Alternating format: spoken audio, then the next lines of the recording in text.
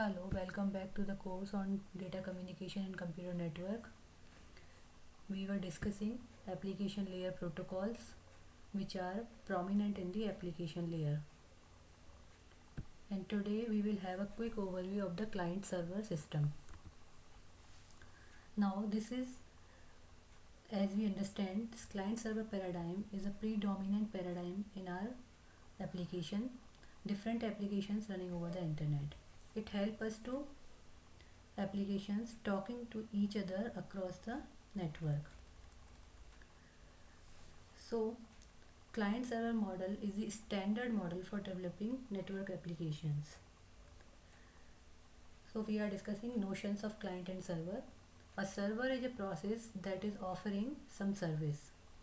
A client is a process that is requesting the service. Server or client may be running on same machine or different machine. Server waits for request from clients. So server or client may be running on a different machine or in the same machine. If it is on the same machine or different machine, the way of handling the whole things remains same. Server waits for the request from the client. So in other sense, if we look at server, the server is always active waiting for the request from the clients to happen. So this is our client server model. Here we have a server and many clients. So immediately two things pop up, that whether the server will serve one client after another, that is in an iterative manner, or it can serve all the clients together. So this will be called concurrent server. So this is a typical scenario of the server. The server process starts on some computer system, initialize itself and then goes to sleep waiting for the client to request. So this is the thing, a client process start as the client needs, if either on the same system or some other system. Then it sends a request to the server. So we can see when the server process has finished providing its services to the client, the server goes back to sleep waiting for the next client request to arrive.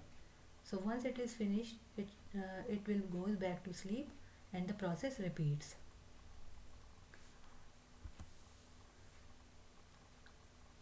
The roles of the client and the server processes are asymmetric. We can define two types of servers, the iterative server and concurrent server. Now what is iterative server?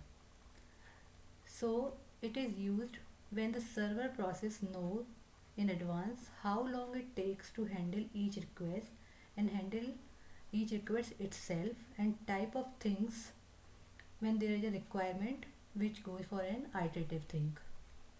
The single copy of the server runs all the time and a client may have to wait if the server is busy, and in that case one copy of the server process is there only. So it is running all the time. Its serve goes to the next, then next and then next. So it is a iterative way of handling the things. So next is concurrent server.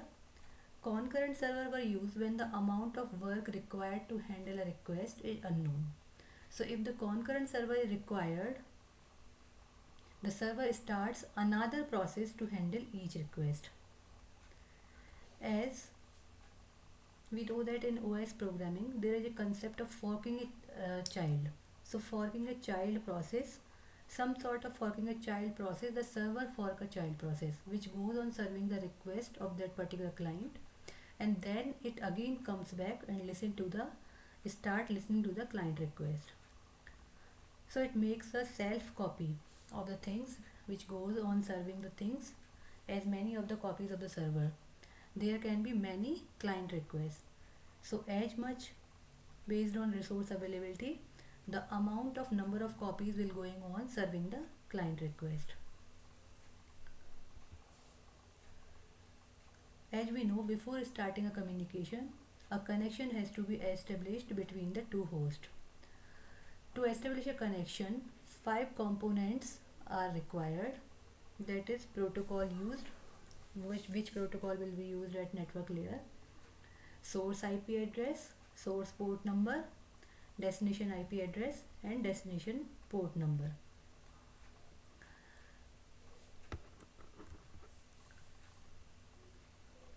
Now, what is socket?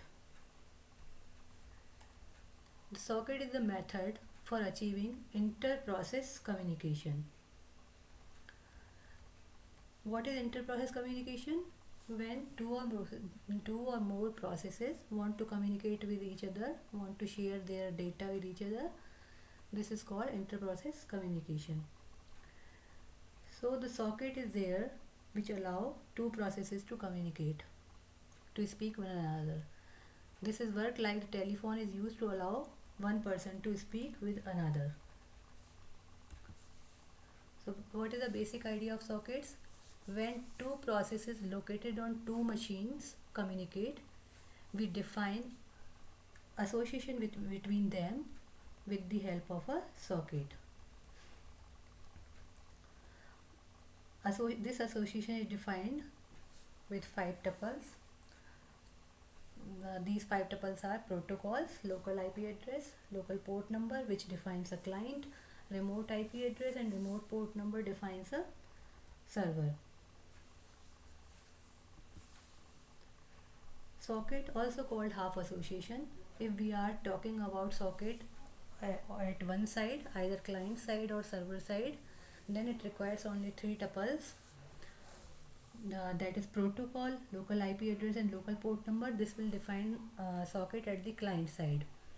And protocol, remote IP address, and remote port number define socket at the server side. So either client side or server side, this will called half association. When these all five tuples are combined, this will call the association with socket. So this was all about the client server architecture and socket idea. In the next class we will discuss FTP. Thank you.